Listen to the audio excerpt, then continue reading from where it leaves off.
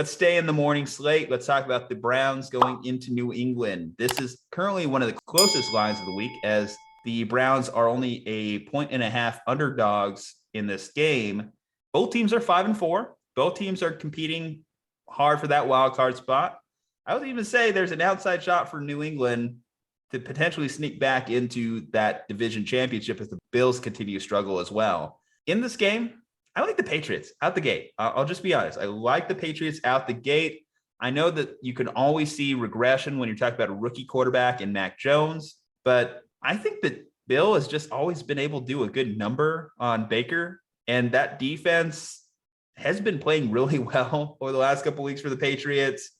This is a team that honestly should have a much better record than they even do at this point. You go back to week 1 where they lost the Damian Harris game where he fumbled in the red zone, that cost them that game. They had the game where they could have, in theory, beat Tom Brady and the Buccaneers. The Patriots have played really well. And I think while they're not quite that dynasty New England Patriots that we think about, they're a good team. They're a good football team, whereas the Browns are an inconsistent football team. They're a team that will go in and blow out the Cincinnati Bengals last week, but they're a team that will also put up 10 points against the Pittsburgh Steelers. Can we say the OBJ effect was in full effect during this game? Because, OBJ's gone? Okay, let's just put up 30. Let's just have our best offensive performance in weeks. Addition by subtraction. The Cleveland Browns without OBJ. No. Either way, where are you going with this game? Are you leaning the Browns? Are you leaning the Patriots? On these toss-up games, my default is to go to the more talented team, which in this case would be the Cleveland Browns. But this is one of those few situations where we're talking about the Cleveland Browns and the New England Patriots. And so you feel like coaching does typically make a difference, and just the names on the jerseys would make a difference because it is the Patriots and the Browns. But this is not our childhood Cleveland Browns anymore. This is a team that is good enough to maybe make the 6th seed in the AFC playoffs this year. So Cleveland is in an interesting place because they have been really, really injured this year. And they also just lost their running backs for this game, which is going to make life even more difficult for Cleveland. The last time we had a game like this, I bet off of Cleveland, and Dearness Johnson went crazy on that Thursday night game against the Denver Broncos.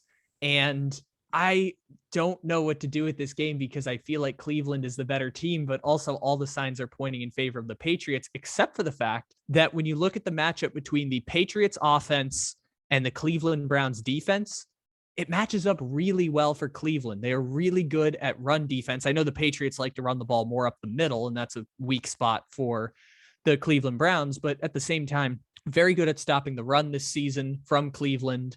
That's going to be overwhelmingly where the Patriots want to go. Last week, only one wide receiver for the Patriots had more than one catch, and that was Kendrick Bourne. Hunter Henry and Jonnu Smith break that because they're tight ends, but Patriots have virtually no wide receivers still. Bill Belichick's never been good at picking wide receivers. It's one of those weird blind spots in his game. The problem is I don't know if Cleveland's going to be able to generate enough points to win this game. And so I'm going to cower in fear and pick the New England Patriots to win this one instead of going with us picking against each other.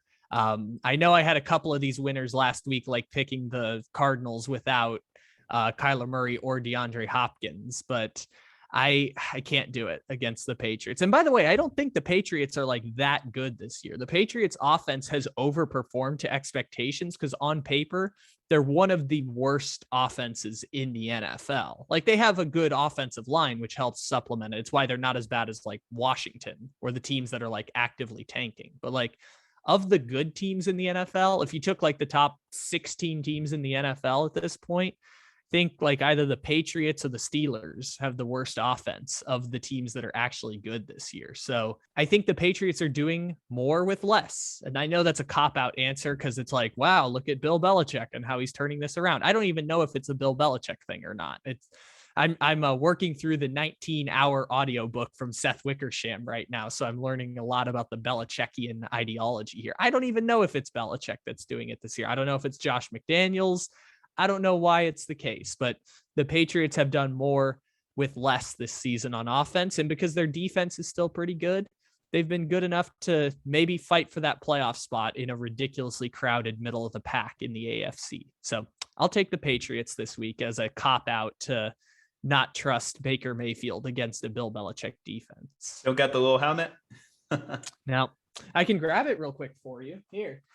Da-da-da. There we go. New England Patriots. For our listeners or viewers that are watching this on our little YouTube clips breaking down the game, got to have the props. Got to give that little carrot top aspect that we have to this one. Of course.